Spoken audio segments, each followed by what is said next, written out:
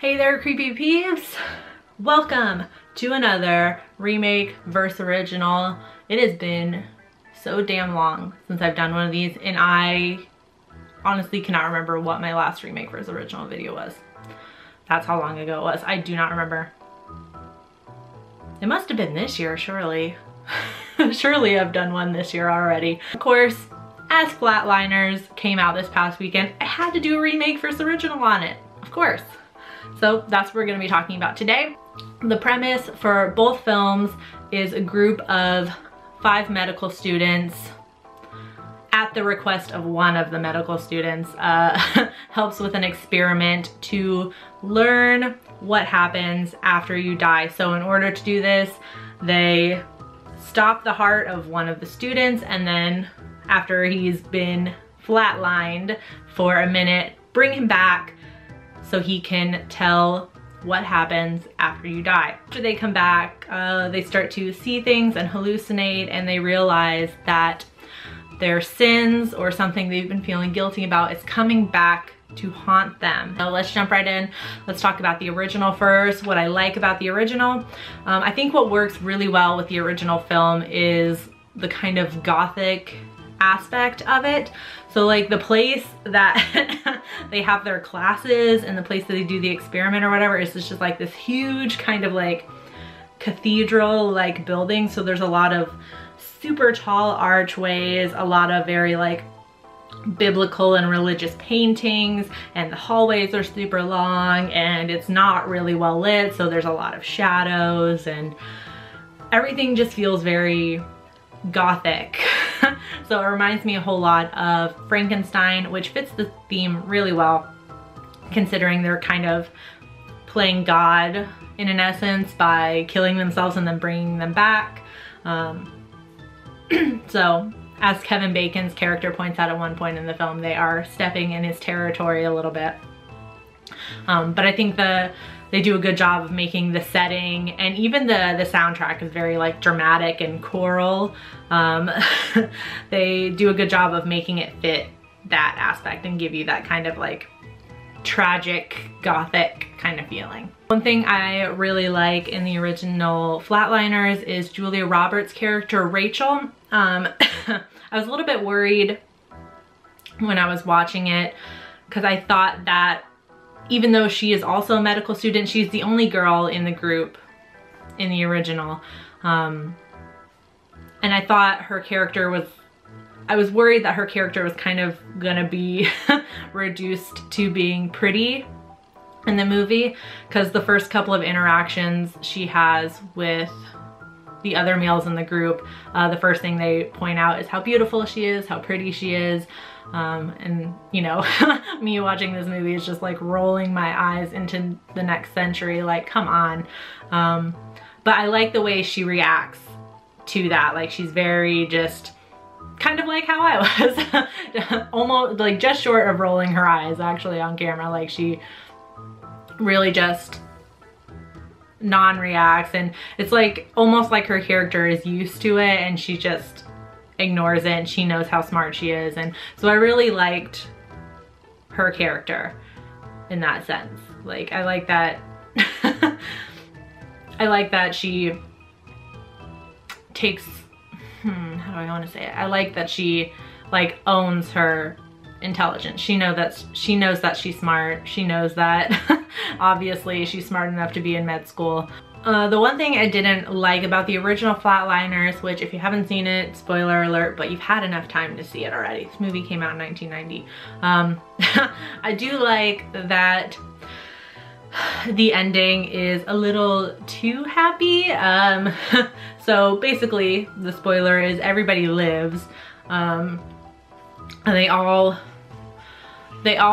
basically kind of face their sins and overcome them, and then they all live, and it's kind of like a happy ending. It almost just feels like there weren't any real consequences to what they did. Not like in Frankenstein where, and I'm talking about the books here, or the book. I'm talking about the book here, where Elizabeth is killed by Frankenstein's monster, and that kind of ends up being his ultimate punishment for what he's done. So I didn't like that. I feel like they didn't, like, yes, they got haunted by their sins, and they kind of, especially Kiefer Sutherland's character gets driven to madness basically, but I just felt like they didn't really have enough punishment for what they did. I kind of wish there was a little bit more character development in the beginning. Like right when we open, Kiefer Sutherland is approaching the other 4 members to help him with the experiment, and you know, very quickly we get to the night where they kill him and bring him back. So I kind of wish there was a little bit more character development in the beginning. But so, on to the remake. So the remake, again, it's the same storyline. I think it's really nice that they include some more female characters in the group. There's 3 female characters in the group of 5 total, which I thought was a nice touch. So what I liked about the remake of Flatliners, I like that there was a little bit more character development in the beginning. It moves almost as fast as the original, like in terms of getting into the very first time they flatline. But they just incorporate more into their dialogue and like how they act. Like they show you a little bit more in terms of character development. So already when we get into the first flatlining experience, we understand enough about the characters, I think. I do like the addition of the abilities that they kind of gain from flatlining.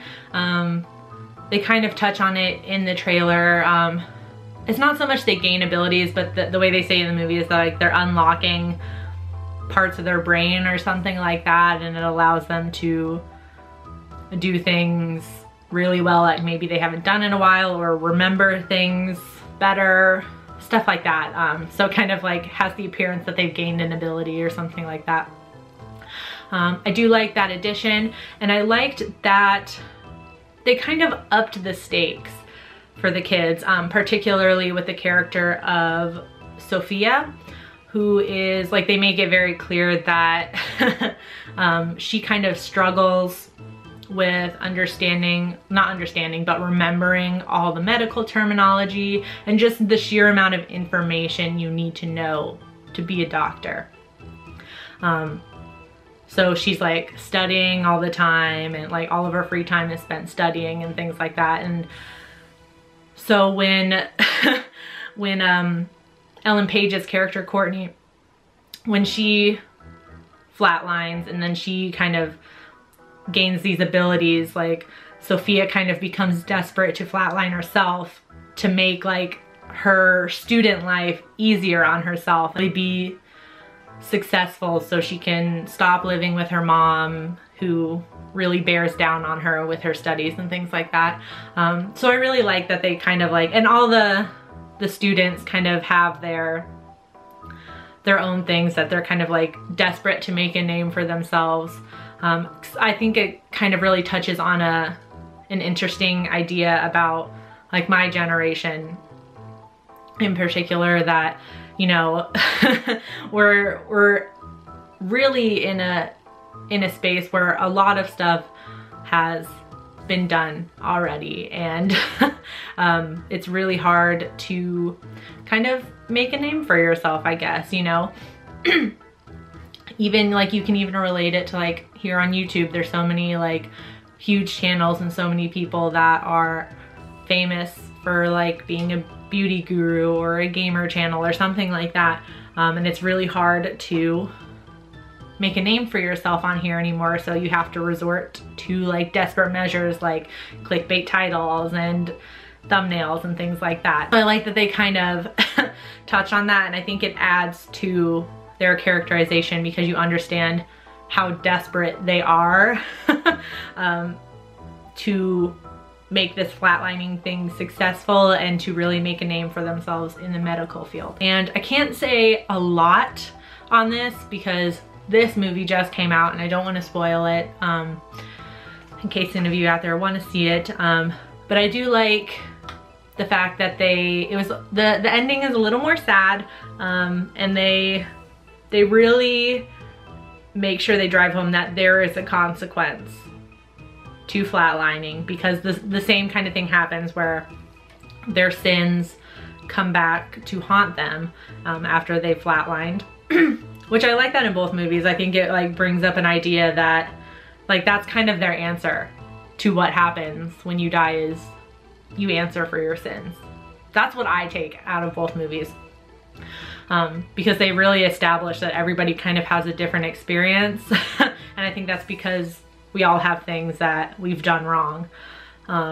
Like different things that we've done wrong. So I think that's kind of the answer that both films give. Like when you go to the afterlife, when you die, you answer for all the bad things that you've done. But I like that they make it a little bit more deadly, and they create real consequences to their actions. So the main hugest thing that I didn't like about the remake is after the first act, everything is exactly like the original. They basically kind of forget about the abilities. They stop touching on like the kid's desperation and things like that, and it just ends up being just like the original. That is a deal breaker for me for remakes. If you're just gonna copy the original film, I don't want to bother watching your remake. I'll just go watch the original for that. So yeah, that being said, I'm gonna give the original a score of 4 out of 5, and I'm gonna give the remake a 2 out of 5. Really didn't work for me. The original on IMDb has a 6.6 out of 10. Rotten Tomatoes has a 49% critic score, 59% audience score, and on Roger Ebert, they have a 3 out of 4. Whereas on the remake, so far, on IMDb has a 5.4 out of 10. Rotten Tomatoes has a 0% critic score. Now, normally if there's no reviews, it just has like a line. So I think that's the actual score, which is, I don't think I've ever seen that before. And audience score has a 43%. Roger Ebert gave it a 1.5 out of 4. So, which one should you watch? I think it's pretty obvious. I think you should watch the original. Yeah, I don't think you really need to bother with the remake. Yeah, a little bit disappointed in this first horror movie I'm watching in the October month. Well, first new horror movie in the month of October. So we'll see. I'll definitely have a review for Happy Death Day on here, even though I hate that title. So I do hope you enjoyed this video. If you did, please give it a thumbs up and subscribe if you're new here and become a Creepy Peep today. I post new videos Monday through Friday, and this month, as it is October, I'm posting an additional movie review every single day of this month. So in addition to my regular Monday through Friday schedule, there will be a movie review up for every single day of this month. You're welcome. So thank you so much for watching, and until next time, stay strange. Bye.